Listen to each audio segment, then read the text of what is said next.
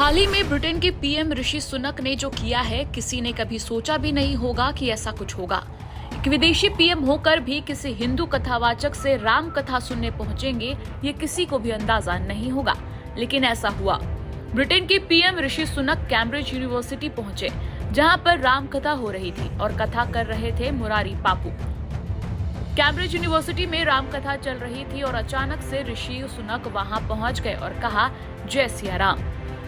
ऋषि सुनक बिल्कुल आम आदमी की तरह कथा सुनने कुर्सी पर बैठ गए। फिर सुनक ने व्यास पीठ पर पुष्पांजलि अर्पित की और उन्होंने कहा कि वो पीएम की तरह नहीं बल्कि एक हिंदू होने के नाते आम आदमी की तरह राम कथा सुनने आए हैं। आगे उन्होंने कहा कि एक पीएम की तरह काम करना बहुत मुश्किल होता है, इसलिए उन्हें आशीर्वाद चाहिए। उन्होंने कहा कि मुरारी बापू की राम कथा में शामिल होना उनके लिए सम्मान और खुशी की बात है।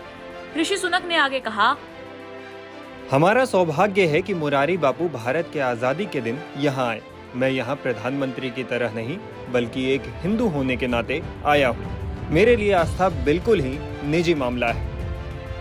बता दें, ऋषि सुनक पहले एशियाई और हिंदू हैं जो ब्रिटेन के पीएम बने हैं। मीडिया रिपोर्ट के मुताबिक ऋषि सुनक के ब्रिटेन पहुंचने का सफर उनके दादाजी के भारत से अफ्रीका जाने से शुरू हुआ। दरअसल सुनक के दादाजी का जन्म भारत के पंजाब से हुआ था।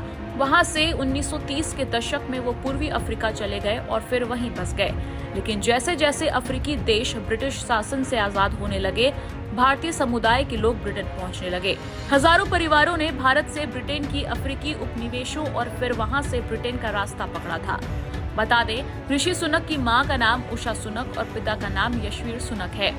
हालांकि उषा और यशवीर पूर्वी अफ्रीका के ब्रिटेन अधीन शहरों से ब्रिटेन पहुंचे थे।